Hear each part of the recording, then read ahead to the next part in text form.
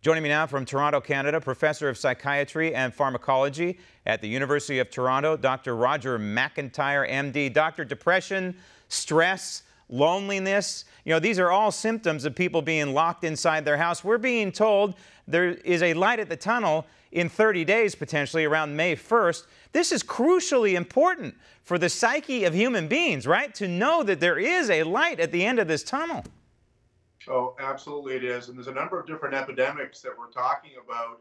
First of all, there's been a loneliness epidemic that's been in our society for well over a decade. In fact, getting closer to 2 decades. This long predated this coronavirus pandemic.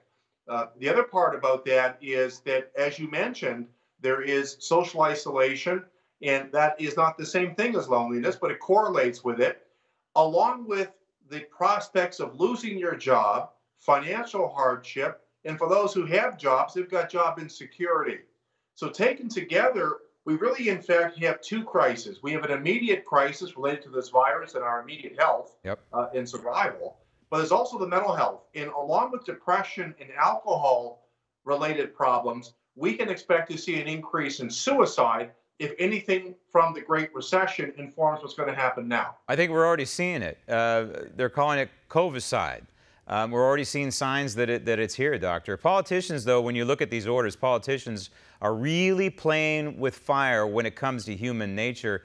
Social distancing, do you think that social distancing, obviously we're not going to be on lockdown the rest of our lives, but do you think that society is forever changed with this social distancing and the memories of this that's going to be burned, especially into the younger generations of our society?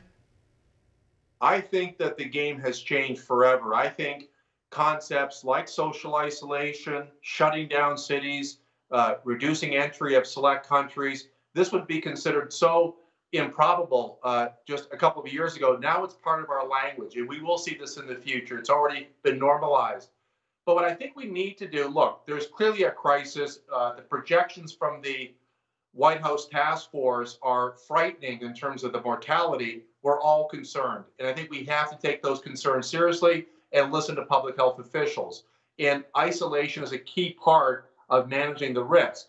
That being said, I do think, in fact, to your point, that we need to be very cautious. We need to be very cautious that we just loosely talk about social isolation very narrowly from the point of view of reducing risk of virus, which we all want to do, but we don't want to introduce yet another hazard, and that hazard being suicide. Makes no sense to me at all. And when you look at what happened during the Great Recession, increased mortality from suicide, increased complications and mortality from alcohol, the Great Recession looks like it's peanuts compared to what we're looking at during this current situation. And we need not only vaccines for the coronavirus, we need vaccines for suicide. I'm using that metaphorically in the sense of treatments that can do that. And I think people should not hesitate. They should reach out to healthcare providers if they have concerns about their mental health, especially being thoughts of suicide, because we've got very new treatments for these types of concerns. Doctor, I only have a couple of seconds left, literally about 30 seconds left, but it seems to me that we may be setting ourselves up as a society for a massive case of Stockholm syndrome in kind of an odd, kind of punitive sense where the American people being locked up in their homes are now dependent on government for virtually everything, and this is what concerns me more than anything else.